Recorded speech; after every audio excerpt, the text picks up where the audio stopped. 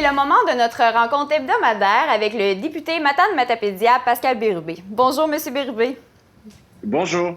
Comment a été la rencontre que vous aviez la semaine passée avec la préfète de la MRC de la Matapédia et le maire d'Amqui?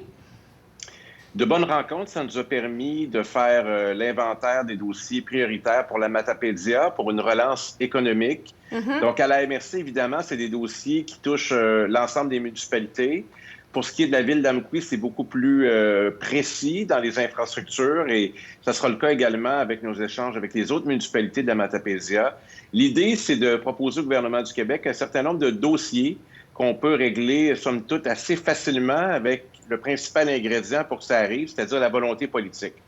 Je suis d'avis que bien plus qu'une loi, comme la loi 61 qu'on nous a proposée, avec la volonté politique, on est capable de faire avancer et de réaliser les dossiers importants pour les Matapédiens et les Matapédiennes, autant dans le domaine économique que dans les infrastructures municipales, voire même en santé. Alors, c'est l'objectif qu'on poursuit avec cette plateforme de la Matapédia qui fera l'objet d'un lancement public. Les Matapédiens et Matapédiennes vont connaître la liste des priorités d'ici la fin août. Et certainement le gouvernement du Québec aussi, parce que c'est l'objectif, que le bureau du premier ministre et les cabinets des ministres respectifs soient bien au courant des dossiers qui sont importants pour nous. D'ici ce temps-là, il y a du travail qui se fait. Puis moi, j'ai beaucoup de plaisir à accueillir les ministres quand ils viennent chez nous. Puis je suis en mesure de vous dire que le ministre de la Famille sera à Amqui le 13 août prochain pour faire une annonce très importante, c'est-à-dire 60 nouvelles places en CPE à Amqui. Oui. C'est une très grande nouvelle pour les familles de la Matapédia. Il faut savoir d'où origine cette nouvelle. Alors, en décembre 2013, comme député et ministre responsable de la région, j'avais annoncé près de 40 places pour une nouvelle installation à Amqui. Sous le règne des libéraux, ça ne s'est pas fait. La CAQ est arrivée, ils ont regardé les dossiers, puis finalement, il a débloqué. Alors, une annonce de 2013 qui va se réaliser à partir de l'annonce qui sera faite par le ministre, c'est un bon coup. Puis il y a eu un appel d'offres également qui a été fait avec le CEMEC pour des places supplémentaires, des places qui s'ajoutent. Donc, on a 60 nouvelles places en CPE et l'annonce aura lieu avec le ministre de la Famille le 13 août prochain à Amqui. Alors, ça, c'est une très bonne nouvelle pour toute la Matapédia. Oui, l'emplacement, elle sera près, je pense, du cégep et aussi de l'école Sainte-Ursule, je pense. Que ça va être beaucoup pour, oui. Pour les c'est le fruit d'une entente aussi professeurs. avec la ville d'Amqui qui a, disons, disponibilisé un terrain. À l'origine, ça devait se faire au presbytère d'Amqui. Finalement, il y avait toutes sortes de défis techniques. Donc, ça va être une nouvelle installation, 60 nouvelles places. Moi, je suis très heureux de ça. J'avais travaillé en ce sens-là, puis c'est maintenant une réalisation. Donc, je mets ça dans la colonne des bons coups et ça sera officialisé par la visite du ministre très prochainement. Est-ce que votre rencontre est en lien aussi avec... nous devons donner trois demandes, je crois, au gouvernement selon... Priorité, oui. Bien, c'est-à-dire que la ministre responsable de la région a demandé, imaginez, aux 8 préfets des MRC du Bas-Saint-Laurent de convenir de 3 priorités. Bon, c'est un exercice auquel ont participé certains élus de notre territoire, mais moi, je suis d'avis que chacune des MRC, chacun des territoires devrait avoir ses propres revendications et les soumettre au gouvernement, puis être capable de suivre, tel un tableau de bord, l'évolution des dossiers. Alors, on ne va pas abandonner nos priorités dans la Matapédia parce que le gouvernement du Québec en a fixé 3 pour le territoire allant de la Pocatière à l'Éméchin, incluant le Témiscouata puis la Matapédia. Ben non. C'est un gros secteur. Alors, le gouvernement du Québec peut, s'il le veut, établir des priorités puis les réaliser rapidement. Par exemple, Internet haute vitesse et téléphonie cellulaire, leur donner accès à ces 2 technologies drôlement essentielles en 2020 partout sur le territoire. Ça ne sera pas prématuré. Puis ça, ils peuvent le régler en partant. Aucun problème avec ça. On a plein d'autres revendications pour le territoire et c'est ce qu'on va présenter aux Matapédiens et Matapédiennes d'ici quelques semaines. Le Parti québécois demande à Québec d'agir pour encadrer les campeurs délinquants en Gaspésie. Oui.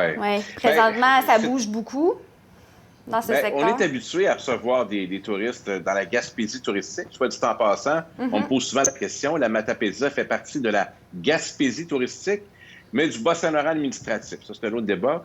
Alors, accueillir des touristes, on est habitué, on est accueillant, on sait que c'est bon pour notre économie, ça va. Mais cette année, il y a des débordements qui nécessitent des interventions, comme par exemple un appel général à la civilité.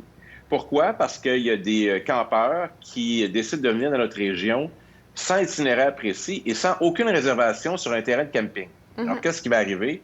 Ils vont s'installer sur des propriétés privées, sur des terres de la couronne, sur des plages, dans des écosystèmes fragiles, en faisant fi de toutes les règles élémentaires de salubrité et de civisme.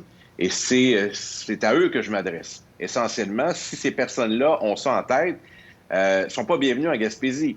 Non. Parce que, essentiellement, non seulement ça ne va rien nous rapporter, mais ça va nous coûter cher.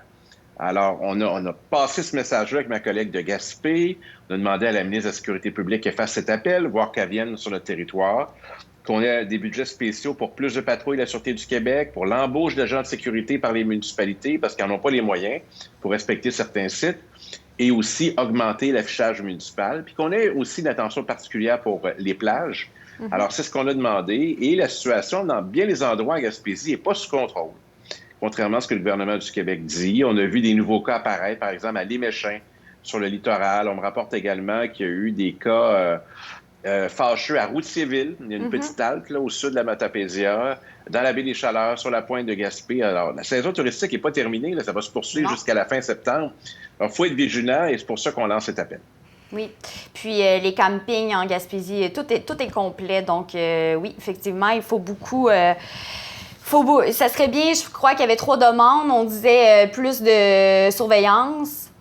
Plus de patrouilles de la Sûreté du Québec. Un budget spécial pour embaucher des agents de sécurité là où c'est nécessaire et augmenter l'affichage municipal des consignes. Puis une attention particulière pour les plages. C'est nos 3 demandes. Évidemment, il y a des gens qui vont venir sur notre territoire qui ont de la parenté, qui vont dormir sur le terrain ou à l'intérieur des résidences de la parenté. Je ne pense pas à ces personnes-là. Là. Je pense aux personnes qui se disent, bien, voici un beau terrain, je vais m'installer dessus, mais ça appartient à quelqu'un. Ou voici une plage, je vais m'installer dessus, qui n'a pas les commodités essentielles. Ou des gens qui vont vider leur VR dans le fleuve. Là. On a vu ça. Ou dans les lacs, ou dans les rivières dans la Matapédia. Donc ça m'inquiète beaucoup. On veut protéger notre environnement, puis on veut aussi s'assurer que les gens qui ont une belle expérience de tourisme, qui ont réservé chez nous, dans des auberges, dans des hôtels, dans les motels, bien, puissent avoir une belle expérience aussi. On veut préserver nos sites. Alors, c'est pas pour rien qu'on fait ça. C'est un moteur économique important, puis il en va aussi de la réputation de notre région. Et on veut faire respecter la Gaspésie. Oui, pour plusieurs, c'est la première fois qu'ils viennent en Gaspésie. Puis il y a beaucoup de gens qui viennent de Montréal, donc ça serait bien qu'ils vivent une belle expérience. Lors de son passage à Rivière-du-Loup, le premier ministre François Legault s'est dit optimiste par rapport au développement de projets éoliens dans la province. Il a finalement changé son discours des dernières années. Ça pourrait être positif pour nous aussi dans notre région? Bien, c'est nouveau, parce que depuis, je dirais, que la CAQ était dans l'opposition, voire même à son arrivée au gouvernement, elle a toujours un discours anti-éolien, que ce soit les différents ministres ou le premier ministre. Et là, il y a un changement important. Ça pourrait être profitable, en effet, si on a des futurs projets éoliens, davantage dans le mode communautaire. Donc, on a un projet qu'on a réalisé là, avec les 8 MRC du Bas-Saint-Laurent, la Nation malicite de Vigée et ce qui était la conférence régionale des élus.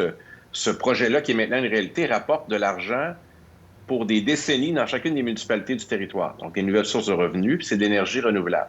Donc, on pourrait imaginer d'autres projets à venir. Et moi, j'ai toujours eu en tête également que la Matapédia fasse partie du décret éolien, c'est-à-dire que ce soit une des régions visées pour une exemption fiscale pour les entreprises qui viennent s'installer. Donc, il y a une tradition en éolien là, dans la Matapédia. Il y a des parcs, puis des entreprises qui travaillent dans ce domaine-là. Je pense à Techéol, une des plus belles entreprises du territoire qui est à Sébec. Bien, c'est une revendication qui serait importante. Je pense aussi Soudure-Gilroy aussi qui sont intervenus dans le domaine de l'éolien et d'autres sous-traitants potentiels. Alors, évidemment, la Matapédia pourrait jouer un rôle dans l'avenir de la filière éolienne. Alors, le gouvernement, le premier ministre a manifesté de l'ouverture. C'est la première fois. Comment ça va se manifester? On ne le sait pas pour l'instant, mais si on a des projets, disons qu'il y aura une plus grande ouverture, semblerait-il. Mais tout ça est à vérifier. Parfait. Bon, bien, merci beaucoup, Pascal Bérubé, député de Matapédia. Merci beaucoup et à la semaine prochaine. Merci. Au revoir. Au revoir.